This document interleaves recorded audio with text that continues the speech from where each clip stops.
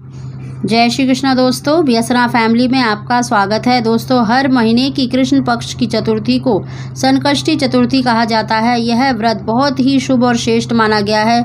जीवन में चल रही किसी भी प्रकार की परेशानी को दूर करने के लिए बहुत ही सरल उपाय बताया गया है।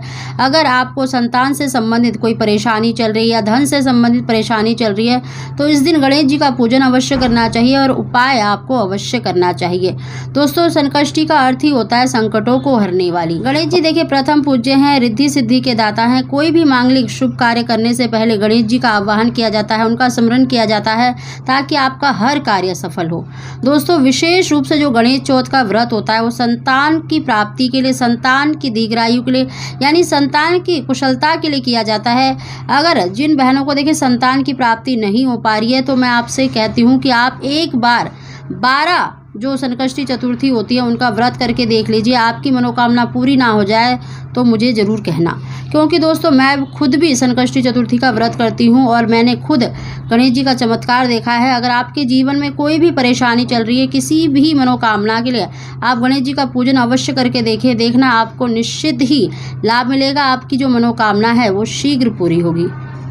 दोस्तों, संकष्टी चतुर्थी का व्रत करना बहुत ही मुश्किल होता है क्योंकि ये सूर्य उदय से रखा जाता है, बिल्कुल निर्जला व्रत, और सायंकाल के समय चंद्रमा को अर्घ्य देकर ही व्रत खोला जाता है। लेकिन अगर आप कर लेते हैं तो ऐसी कोई भी मनोकामना नहीं है जो आपकी पूरी ना हो। दोस्तों, आप व्रत नहीं भी कर सकते तो आप गणेश जी का पूजन अवश्य किया करें और जो चैनल में हम उपाय बताते रहते हैं उनको भी अवश्य किया करें, तो निश्चित ही आपको लाभ मिलेगा। आपकी जो मनोकामना है वो शीघ्र पूरी होगी। दोस्तों, संकष्टी चतुर्थी के दिन गणेश जी का पूजन अवश्य करना चाहिए। सुबह स्नान करने के बाद स्वच्छ वस्त्र धारण करने चाहिए और गणेश जी का पूजन देखिए संकष्टी चतुर्थी के दिन सायंकाल के समय किया जाता है। आप एक चौकी पर लाल या पीला कपड़ा बिछाकर गणेश जी की स्थापना करें, उन पर गंगा जल के छींटे लगाएं और आप उनको लाल सिंदूर से, हल्दी से उनका पूजन करें। और साथ ही जब आप अक्षत चढ़ाते हैं तो अक्षत को भिगोकर आपको गणेश जी को अर्पित करने चाहिए।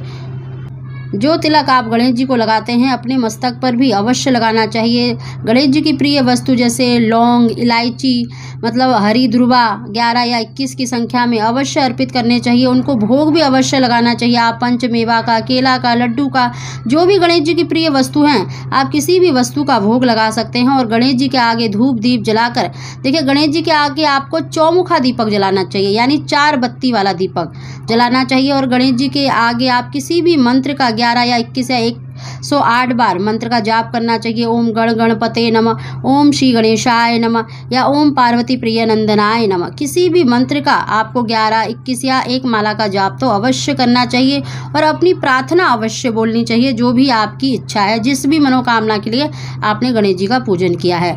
साथ ही दोस्तों, इस वीडियो में हम आपको संतान प्राप्ति का एक बहुत ही सरल और बहुत ही अचूक उपाय बता रहे हैं, इसको जरूर करें। देखिए, जब गणेश जी का आप पूजन कर रहे हैं तो आपको 7 फूलदार लौंग, बिल्कुल साबुत, बिना टूटी फूटी, जिस पर देखिए फूल खिला हुआ होता है, ऐसी आपको लौंग लेनी है। 7 लौंग लेनी है और गणेश जी को आपको अर्पित कर देना है। आप किसी का भी पत्ता ले सकते हैं, पीपल का पत्ता या फिर पान का पत्ता, उस पर आपको स्वास्तिक बनाकर आपको सिंदूर से स्वास्तिक बना देना है। उस पर 7 लौंग अर्पित करके गणेश जी को अर्पित कर देना है अपनी मनोकामना बोलकर। साथ ही दोस्तों, पूजा करने के आधे घंटे के बाद उन फूलदार लौंग को आपको उठा लेना है और आपने जो भी कपड़े पहने हैं उसके पल्लू पर आपको बांध देना है। चाहे आपने सूट डाला है, साड़ी पहना है, तो आपको चुन्नी में या फिर अपने पल्लू में उनको बांध के रखना है और गणेश जी का मतलब ध्यान करते रहना है, उनके मंत्रों का जाप करें। और जब चंद्रमा निकल आता है उस समय तक आपको बांध के रखना है। चंद्रमा को अर्घ्य देने के बाद ही आपको उन फूलदार लौंग को अपने घर के मंदिर में रख देना है। देखना, ऐसा करने मात्र से आपकी जो मनोकामना है वो शीघ्र पूरी होंगी। साथ ही दोस्तों, चंद्रमा को अर्घ्य अवश्य देना चाहिए। इससे आपको संतान प्राप्ति में आ रही रुकावटें दूर होती हैं, संतान से जुड़ी हुई परेशानियां भी दूर होती हैं। साथ ही दोस्तों, गणेश जी को आपने जिस चीज़ का भी भोग लगाया है, लड्डू का, पंचमेवे का, केले का, जिसका भी आपने भोग लगाया है, उसमें जब आप चंद्रमा को अर्घ्य देते हैं तो जो आपने भोग लगाया है उसी से ही आपको अपना व्रत खोलना चाहिए।